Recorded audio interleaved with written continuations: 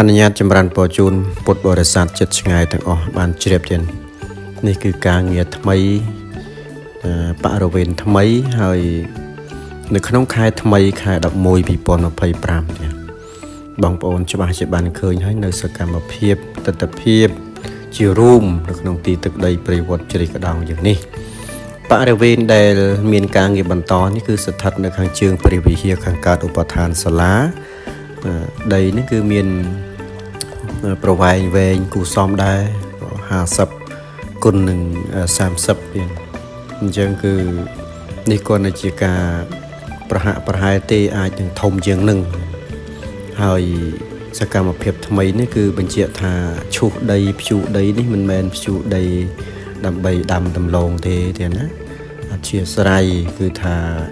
ឈូសដីរៀបចំចាក់បេតុងក្រាលសាបទៀតចាក់បេតុងក្រាលសាបបើចាក់បេតុងយ៉ាងម៉េចក្រាលសាបនឹងយ៉ាងម៉េចចាំទៅមើលទស្សនភាពការងារទាំងអស់គ្នាហើយនេះគឺការសម្រួលដីឲ្យមានលីវ៉ូទឹកហូរអស់កុំឲ្យមានការដកខូចសាបខូចបេតុងរបស់យើងទៀតដោយយោងទៅតាមពេលវេលានិងសម័យកាលមកដល់ពេលនេះគឺរឹតតែសម្បូរទៅដោយរថយន្តតូចធំអញ្ចឹងហើយបានជាប្រសងគណៈកម្មការសម្រេចចិត្តថានឹងពង្រីកនីតិធ្លាចាក់សាបក្រាបបេតុងនឹងឲ្យបានស្រឡះប្រពៃងាយស្រួលក្នុងការចំណតយន្តតូចធំទៀតដើម្បីសម្រួលដល់បរិស័ទចិត្តឆ្ងាយទាំងអស់លោកមកបំពេញបុណ្យនៅវត្តនេះគឺថា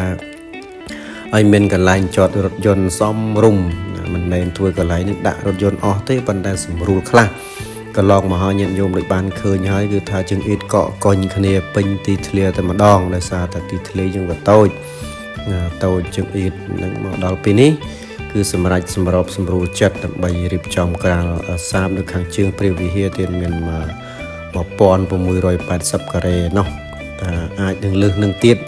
នេះគឺជំរាបជូនចម្រើនពរដល់ពុទ្ធបរិស័ទចិត្តឆ្ងាយឲ្យបានជ្រាបអំពីដំណើរកិច្ចការងារនៅក្នុងទីវត្តជ្រៃកដោងជាចុងបញ្ចប់ក៏សូមប្រសិទ្ធពរជ័យសិរីសួស្តីដល់ពុទ្ធបរិស័ទគ្រប់ទិសទីសូមមានសុខភាពល្អគ្រប់គ្រួសារ